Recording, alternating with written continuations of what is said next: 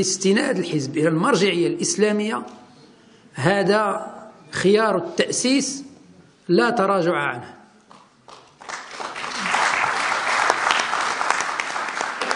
الأدبيات ديالنا منذ ذلك الحين إلى اليوم واضحة فيه ولا تزال، بل النظام الأساسي واضح فيه. ومن أراد نظاما أساسيا ومن أراد حزبا آخر غير ما ينص عليه النظام الأساسي فليبحث عنه، وليس هو حزب العدالة والتنمية. ولكن المرجعية الإسلامية ومبادئ الوطنية والديمقراطية هي ممارسات عملية وليس ادعاء.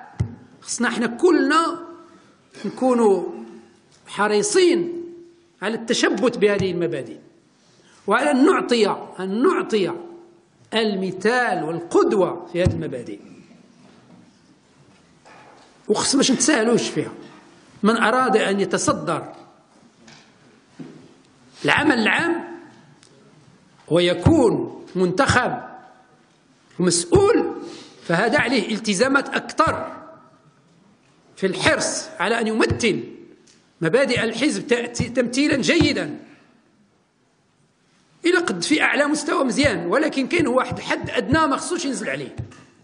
ولذلك هذا أيضا أمر سنعطيه الاهتمام ولن نتساهل فيه، ولكن هو حرص يجب أن يكون جماعيا، ليس قرارات تتخذ،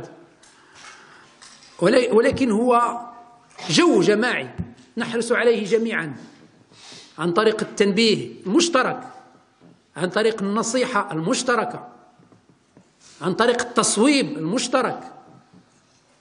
وهذا الشيء خصنا كلنا نحرصوا عليه نساء ورجالا